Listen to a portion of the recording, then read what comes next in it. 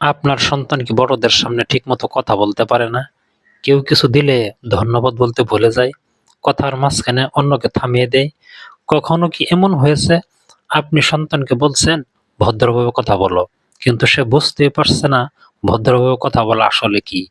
তাহলে আজকের ভিডিওটি আপনার জন্য অত্যন্ত গুরুত্বপূর্ণ। কারণ শিশুকে ভদ্র আচরণ শেখানো শুধু সরি বলো, ধন্যবাদ বলো শেখানোর নাম নয়। ভদ্রতা হলো অন্যকে সম্মান করা, মন দিয়ে কথা শোনা, নিজের আবেগ নিয়ন্ত্রণ করা এবং পরিস্থিতি অনুযায়ী সুন্দর আচরণ করা। অনেক বাবা মা মনে করেন শিশু বড় হলেই নিজে নিজে ভদ্র হয়ে যাবে, কিন্তু বাস্তবতা হলো ভদ্র আচরণ একটি শেখার বিষয়।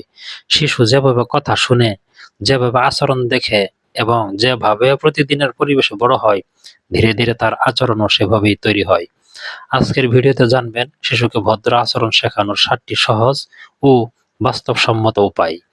এই 7টি উপায়ের মধ্যে শেষের উপায়টি সবচেয়ে গুরুত্বপূর্ণ, কারণ বাবা মা নিজেরাই যদি সেটি না মানেন তাহলে শিশুকে ভদ্রতা শেখানো অনেক কঠিন হয়ে যায়। তাই ভিডিওটি শেষ পর্যন্ত অবশ্যই দেখুন। প্রথম উপায়, নিজে ভদ্র আচরণের উদাহরণ হয়ে উঠুন।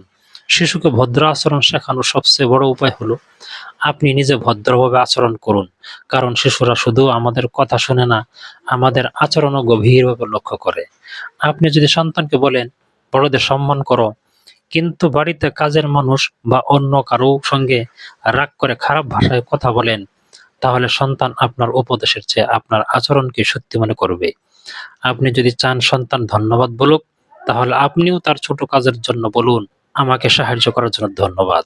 আপনি যদি চান সন্তান দুঃখিত বলতে শিখুক, তাহলে নিজের ভুল হলে সন্তানকে কাছে বলুন, আজ আমি রেগে গিয়েছিলাম, দুঃখিত।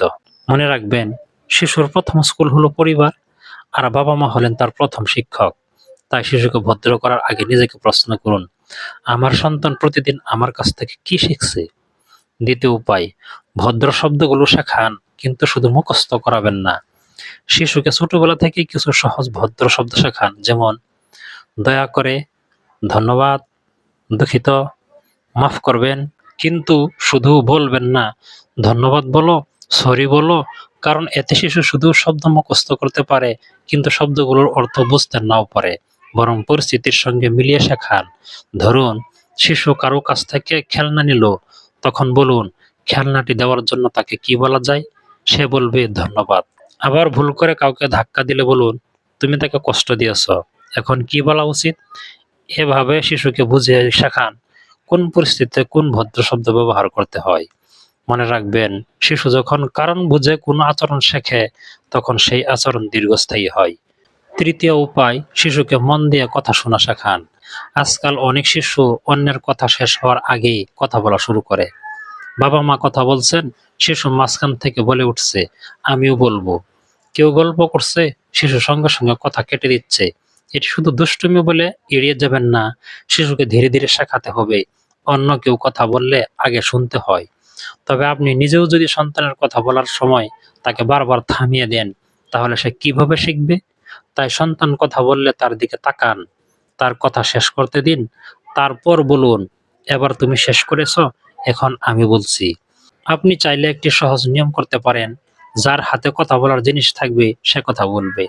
ছোট শিশুদের ক্ষেত্রে এটি খেলাধুলার মতো করে শেখানো যায়। মনে রাখবেন, মন দিয়ে শোনা ভদ্র আচরণের অন্যতম গুরুত্বপূর্ণ অংশ। চতুর্থ উপায়, সবার সামনে শিশুকে অপমান করবেন না। শিশু ভুল করলে অনেক বাবা মা সবার সামনে বলে ফেলেন, এই ছেলে একদম অসভ্য, ও কোনো কথা শুনতে জানে না, ওকে নিয়ে আমি লজ্জিত। আপনি কি জানেন, সবার সামনে অপমান করলে শিশু সবসময় ভদ্র হয়ে যায় না, বরং সে ভেতরে ভেতরে লজ্জা, রাগ ও অপমান অনুভব করতে পারে। তাই শিশুর আচরণ সংশোধন করতে হলে সম্ভব হলে তাকে একটু আলাদা জায়গায় নিয়ে যান। শান্তভাবে বলুন, তুমি যেভাবে কথা বলেছ সেটা ভদ্র আচরণ নয়, তুমি আবার সুন্দরভাবে কথাটা বলতে পারো। খেয়াল করুন, এখানে আপনি শিশুকে অসভ্য বলেননি, আপনি তার আচরণটি ভুল বলেছেন। এই পার্থক্যটি অত্যন্ত গুরুত্বপূর্ণ, কারণ শিশু যেন বুঝতে পারে আমি খারাপ নয়, কিন্তু আমার এই আচরণটি ঠিক হয়নি। পঞ্চম উপায়, ভদ্র আচরণ করলে সঙ্গে সঙ্গে প্রশংসা করুন।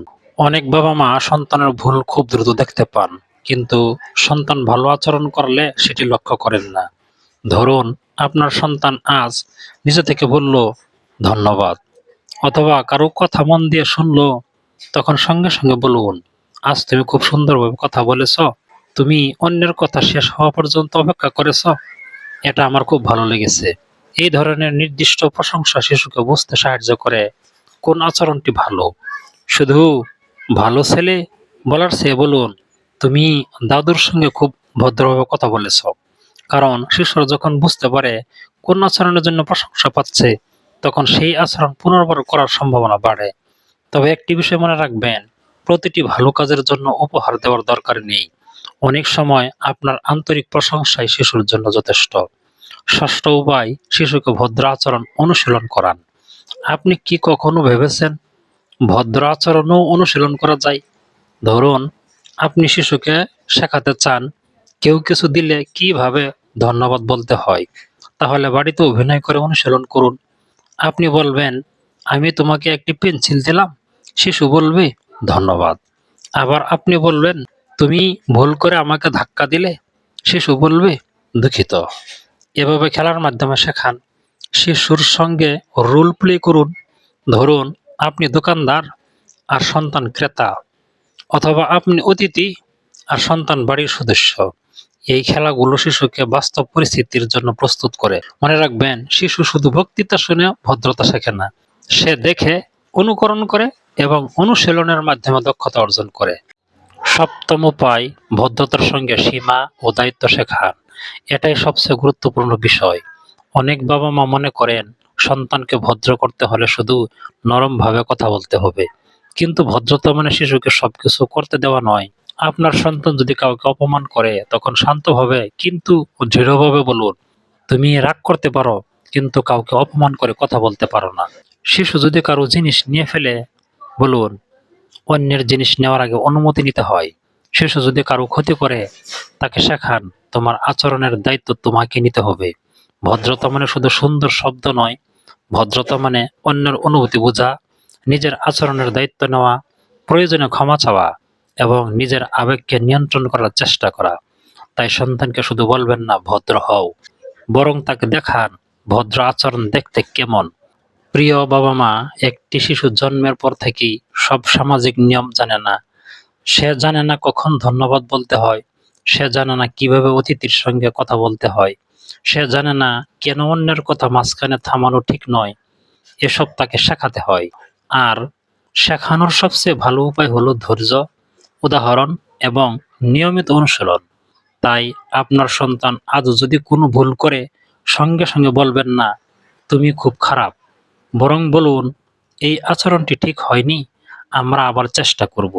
মনে রাখবেন, একটি শিশুর ভদ্র আচরণ একদিনে তৈরি হয় না। আজ আপনি তাকে ধন্যবাদ বলতে শেখাবেন, কাল তাকে অন্যের কথা শুনতে শেখাবেন, পরশু তাকে নিজের ভুলের জন্য ক্ষমা চাইতে শেখাবেন। এই ছোট ছোট শিক্ষা একদিন তার চরিত্রের অংশ হয়ে যাবে। আর তখন আপনি শুধু একটি ভদ্র সন্তানই পাবেন না, আপনি এমন একজন মানুষ গড়ে তুলবেন যে সমাজে সম্মান পাবে এবং অন্যকেও সম্মান করতে জানবে। বন্ধুরা, ভিডিওটি যদি আপনাদের ভালো লেগে থাকে তাহলে অবশ্যই একটি লাইক দিন। কমেন্টে লিখুন, আমার সন্তান ভদ্র ও ভালো মানুষ হবে। আপনার সন্তানকে ভদ্র আচরণ শেখানোর এই 7টি উপায়ের মধ্যে কোনটি আপনি আজ থেকে শুরু করবেন, কমেন্টে জানাতে ভুলবেন না। ভিডিওটি আপনার বন্ধু, পরিবার এবং বিশেষ করে অন্যান্য বাবা মায়ের সঙ্গে শেয়ার করুন। আর শিশুদের আচরণ, শিক্ষা, মনোযোগ ও প্যারেন্টিং নিয়ে এমন গুরুত্বপূর্ণ ভিডিও নিয়মিত পেতে আমাদের চ্যানেলটি সাবস্ক্রাইব করুন এবং বেল আইকনে ক্লিক করুন। ধন্যবাদ।